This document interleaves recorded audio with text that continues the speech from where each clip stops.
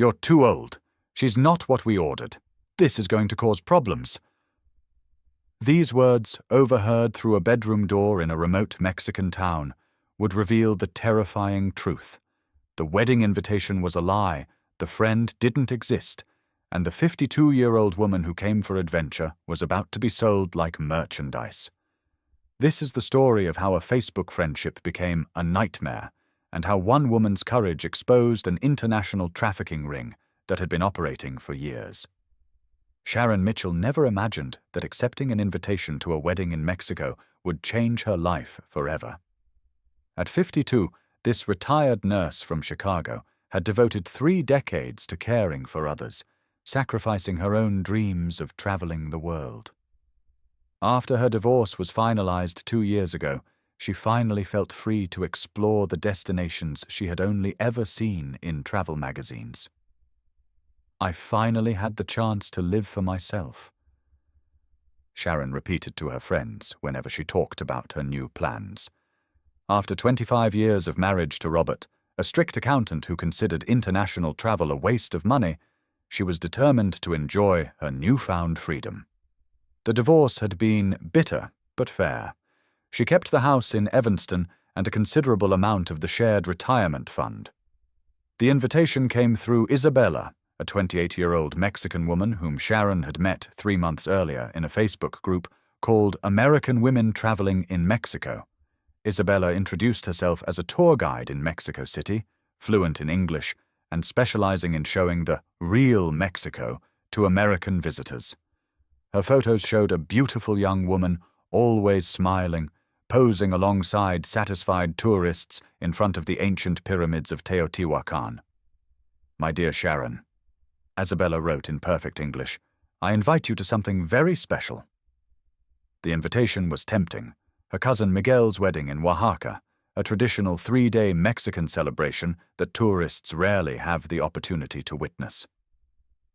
"You will experience true Mexican culture," Isabella promised, assuring Sharon that she would be treated like family. What made the offer irresistible were the carefully planned details. Isabella had researched Sharon's social media profile. She knew of her interest in ancient history, her passion for photography, and her recent separation.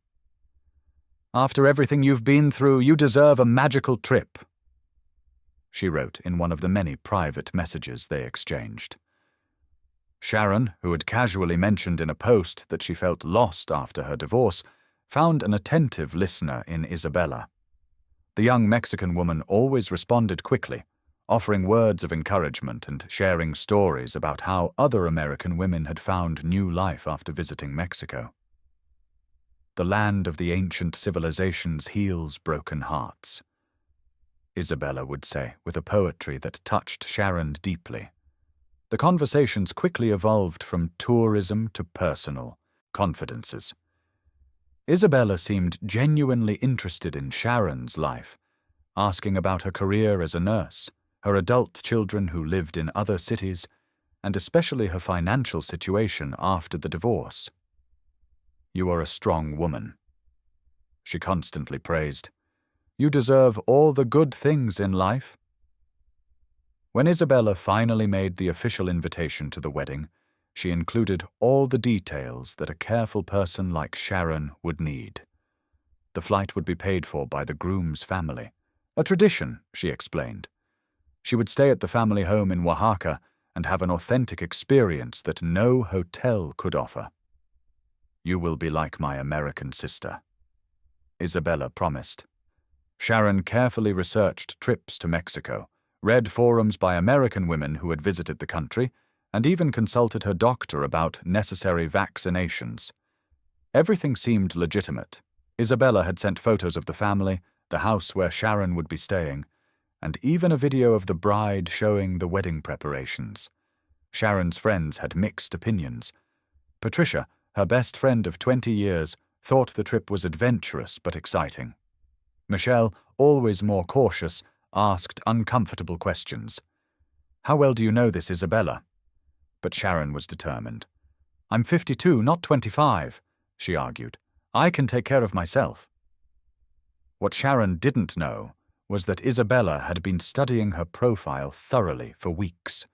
The young woman knew exactly where Sharon worked, knew the names of her children, Marcus and Ashley, knew about the inheritance left by her mother 2 years earlier, and most importantly, had identified all the signs of emotional vulnerability she looked for in her potential victims. Isabella was also not who she claimed to be. Her real name was Carmen Vasquez, 31, and she was part of an organized network that had perfected the process of identifying, attracting, and exploiting American women in emotionally vulnerable situations. The Facebook group was a hunting tool run by 5 people who took turns creating fake profiles and establishing relationships with potential targets. On March 15th, Sharon Mitchell's flight landed at Mexico City International Airport at 2:30 p.m. local time. She looked out the window at the sprawling metropolis, feeling a mixture of anxiety and excitement. The plan was simple. Isabella would meet her at the international arrivals exit with a sign, and then they would drive directly to Oaxaca, where they would spend the first night before the wedding celebration began. After passing through immigration and customs without problems, Sharon emerged in the arrivals area looking for Isabella. The crowd was intense, with dozens of people holding signs. After 20 minutes of searching, she began to worry. She tried to call Isabella, but the call went straight to voicemail. She sent messages on WhatsApp. "Isabella, I'm here. Where are you?" The messages showed only one check mark. That's when a friendly-looking young man, around 25 years old, approached her speaking English with a slight accent. "Excuse me, are you Sharon?" He introduced himself as Carlos, Isabella's cousin.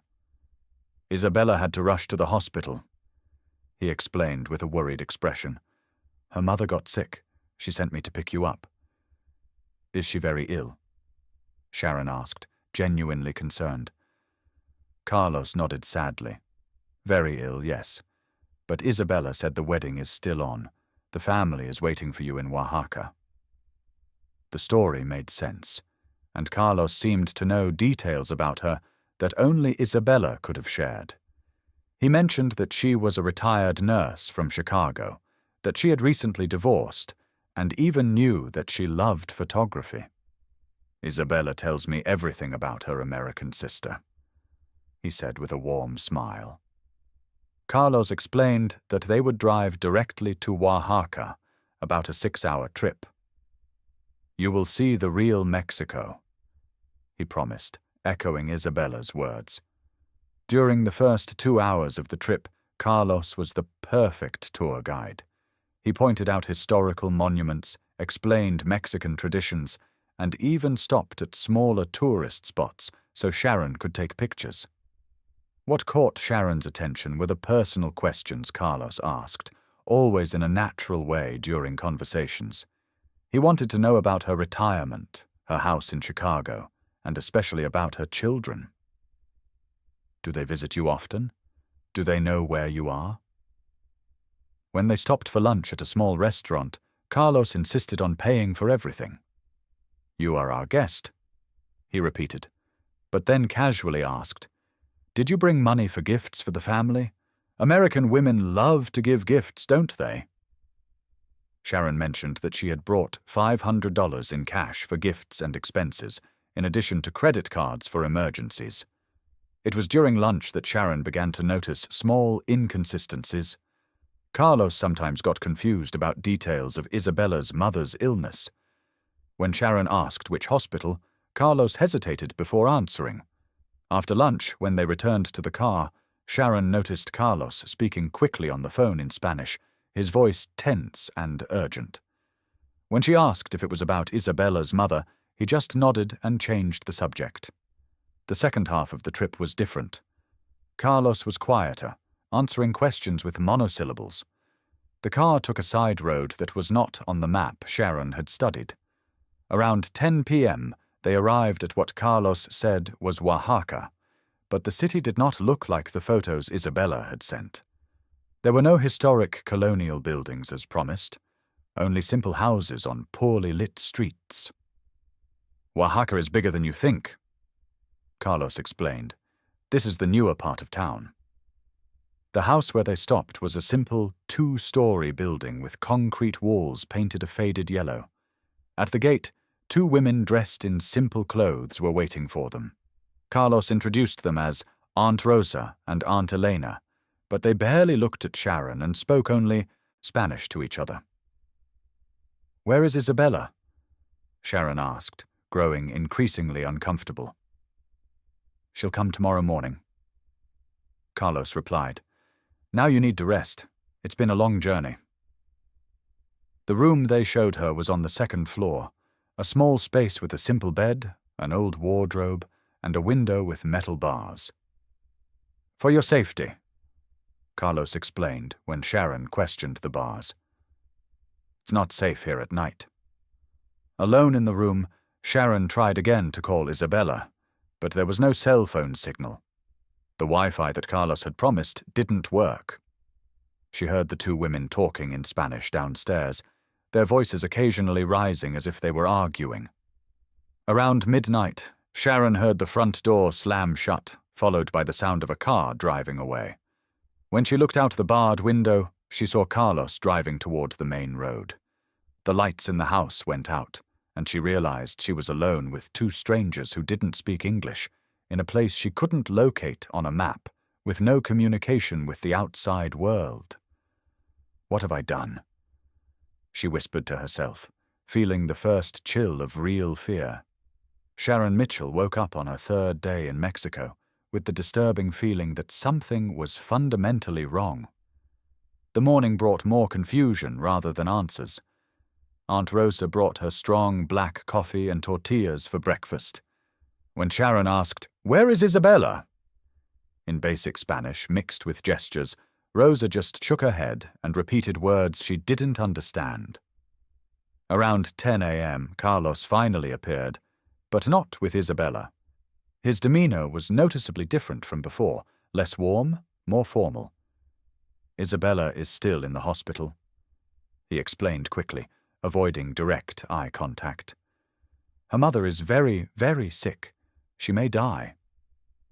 Sharon expressed her condolences and offered her help. As a nurse, perhaps she could help in some way. Carlos seemed to consider for a moment, then shook his head. "You are a tourist, not a doctor. It's different here." Most unsettling were the constant changes in plans. The wedding, Carlos now said, had been postponed for 3 days due to the family emergency. "But you stay here," he insisted. "The family wants to meet you. It would be rude to leave." When Sharon suggested that it might be better to return to Mexico City and wait in a hotel until the situation was resolved, Carlos became visibly agitated. No, that would be a great insult to the family. They have prepared so much for your visit." During a brief outing to the town, Sharon tried to ask several people on the street in English what the name of the city was. The answers confused her even more. Some gave names she'd never heard of. Others just shook their heads. Carlos's questions also became more intrusive and specific. He wanted to know exact numbers, how much money she had brought, what her credit card limits were, how much her house in Chicago was worth. "Isabella wants to know," he explained. "She's planning a surprise for you." That night, Sharon heard voices downstairs, not just the 2 women and Carlos, but other male voices she didn't recognize. They spoke in Spanish, but occasionally she heard words in English. Money, passport, American. Her passport? With panic, she realized that Carlos had kept it for safety on the first day, and she hadn't thought to ask for it back. Without her passport, she was effectively trapped in the country. The reality of her situation began to crystallize. She was not in Mexico as a tourist invited to a wedding. She was there as the victim of an elaborate scheme. The 4th day in Mexico brought a revelation that would forever change Sharon Mitchell's understanding of her situation. She woke up early to the sound of a heated argument downstairs. Male voices spoke in Spanish in a clearly irritated tone. Curiously, one of the voices spoke in broken English, and Sharon was able to catch a few phrases. "She's too old. She's not what we ordered. This is going to cause problems." Around 8 a.m., Carlos came up to her room with a more serious expression. "Sharon," he said without his usual pleasantries, "we need to talk." For the first time, he sat down in the only chair in the room. "Isabella isn't coming today," he began, and when Sharon was about to protest, he raised his hand to silence her. "Isabella doesn't exist," he continued in careful English. "I am Isabella. I was the one who wrote to you." The initial shock gave way to confusion. What did he mean? "I am Isabella," Carlos explained patiently. "I created Isabella's profile, used photos of a cousin who lives in Mexico City, and spent months chatting with American women in Facebook groups. You weren't the first," he said without apparent emotion, "and you won't be the last." "What do you want from me?" Sharon managed to ask, her voice trembling. Carlos sighed. "At first we just wanted your money. American women always have a lot of money. But then," he paused, "then other plans came along." "What other plans?" "There are men here," Carlos continued. "Rich men who have special desires. They pay very well for American women, especially older ones whom no one will miss." The horror of what Carlos was implying hit Sharon like a physical punch. "You want to sell me?" "Sell is an ugly word," Carlos replied calmly. "You'll have a new life with a rich man who will take care of you. You said yourself that you were lonely." Sharon stood up abruptly, feeling nauseous. "I want to go home right now." Carlos remained seated, calm. "That's no longer possible, Sharon. You're not going anywhere. I have rights. I'm an American citizen." "Your rights don't matter here," Carlos replied, his voice taking on a harder tone. "And besides, no one knows where you are. Your children think you're on vacation. Your friends aren't expecting to hear from you for weeks."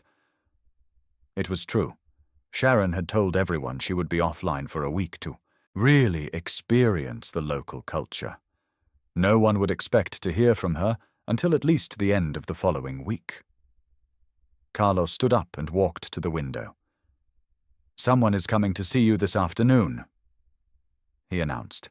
"His name is Rodrigo. He's very wealthy. He has businesses in Guadalajara. He's looking for a companion." "A companion?" Sharon repeated, even though she knew exactly what that meant. "You'll be nice to him," Carlos continued. "You'll smile. You'll show him you're a good American woman. If he likes you, you'll go with him." "And if I say no?"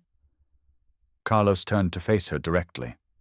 For the first time, she saw something cold and calculating in his eyes. "That's not an option, Sharon." After Carlos left, locking the door behind him, Sharon sat on the bed, trembling. Everything was clear now. She had been lured into a human trafficking network that specifically targeted vulnerable American women. The psychological profile that Isabella had built of her was perfect. Divorced, lonely, no close family ties, financially well off, and desperate for a new life. Around noon, the two women brought her different clothes, a more fitted dress, makeup, and even cheap perfume. When Sharon refused to get dressed, Rosa, taller and stronger, made it clear through gestures that this was not a suggestion. At 3 p.m. she heard a car pulling up. Male voices chattered downstairs, then footsteps climbing the stairs. When the door opened, Carlos entered, accompanied by a man in his 60s, well-dressed with grey hair and an expression that assessed Sharon as if she were merchandise. "This is Sharon," Carlos said in Spanish, then addressed her in English. "This is Mr. Rodrigo." Rodrigo approached, examining her with experienced eyes. He spoke surprisingly fluent English. "You are older than I expected," he said bluntly, "but American women age well." He walked around her as if inspecting a product. "Are you healthy? Do you have any illnesses?" Sharon was paralyzed by shock and fear. Well, I like shy women, Rodrigo commented to Carlos. She'll learn how to behave. She's very obedient, Carlos lied. A good American housewife. She knows how to cook, clean, and she was a nurse. A nurse? Rodrigo's interest visibly increased. That's very useful. My mother is sick and needs care. He turned to Sharon. You'll take care of my mother, won't you? When Sharon didn't answer, Rodrigo frowned. Doesn't she speak? She's just nervous. Carlos quickly explained. New situation, you know.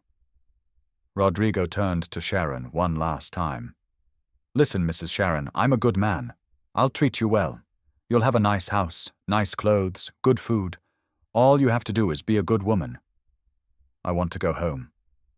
Sharon finally managed to whisper. Rodrigo laughed. Chicago is cold and lonely, he said. Here you have sunshine, family, a man who takes care of you. Why would you want to go back to nothing? How much? Rodrigo asked Carlos in English. 15,000. She's old. 10,000. She's American, educated, a nurse, 12,000. 11,000, final. Carlos nodded. They were negotiating her price as if she were an object. I'll come back tomorrow to pick her up. Rodrigo announced. Get ready. Your new life begins. That night was the worst of Sharon's life. She fully understood her situation. She was being sold to a man who would see her as property. No rescue was coming. No one was looking for her. For the first time since arriving in Mexico, Sharon began to plan her escape. But how could she escape when she was in unfamiliar territory, without documents, without money, and surrounded by people who saw her as merchandise? The fifth day dawned with Sharon Mitchell in a state of controlled panic. During her sleepless night, she had obsessively analyzed every detail of her situation, looking for any possibility of escape before Rodrigo returned to pick her up.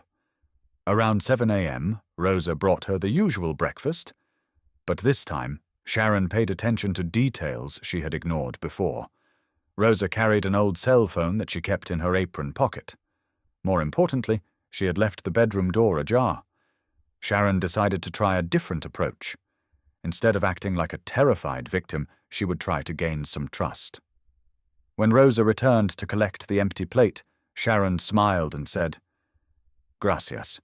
Thank you, in Spanish, one of the few words she knew. Rosa looked surprised, but responded with a nod. Encouraged, Sharon pointed to herself and said, Sharon? Then pointed questioningly at Rosa. Rosa, the woman replied with a small smile. Rosa, children? Sharon tried in basic English, gesturing. To her surprise, Rosa replied in broken English, Yes, 3 children, boys. This small human connection gave Sharon an idea. Over the next few hours, she worked to establish some kind of relationship with Rosa. She showed her photos of her own children that she had in her wallet. Rosa showed her photos of her children on her old cell phone. You, good mother. Sharon said in simplified English, pointing to the photos. I mother too. Very sad. Very afraid. Something in Rosa's face changed. She looked at Sharon for a long moment, then glanced nervously at the door. You don't tell Carlos, she whispered. And for the first time, Sharon saw compassion in her eyes. Around 2 p.m., Sharon heard several male voices downstairs, including a heated argument between Carlos and another man. She could make out a few words in English. Police, asking questions, and American Embassy. Her heart raced. Could it be that someone was looking for her?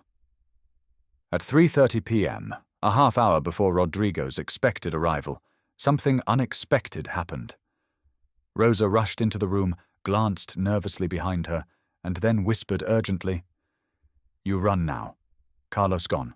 Men talking. Trouble for you. Run. Where to? Sharon whispered back. Rosa pointed to the window. Road there. Walk to Big Street. Find police. Tell them you lost. My passport. No passport. Just run now. The urgency in Rosa's voice was real. Rosa then did something Sharon would never forget. She took off her own shawl and handed it to her. Cover head. You look like Mexican woman. Go. Without thinking twice, Sharon covered her head with the shawl, said a quick gracias to Rosa, and headed for the window. The bars had a loose section. Rosa had worked to loosen them. From the second floor, there was a steep but possible descent across the roof of an adjacent building. Sharon, despite her 52 years and paralyzing fear, found a strength she didn't know she possessed. She managed to climb down from the roof into a narrow alley behind the house. She could hear male voices arguing inside the house. Following Rosa's instructions, she walked quickly toward what appeared to be a main street. The shawl and her attempt to walk inconspicuously worked partially. After about 20 minutes of walking, she saw something that made her cry with relief. A police car parked in front of a small market. 2 uniformed police officers were talking to the store owner. "Police! Help me!" she shouted in English, running towards them. The officers turned around, surprised. "English? American?" one of them asked.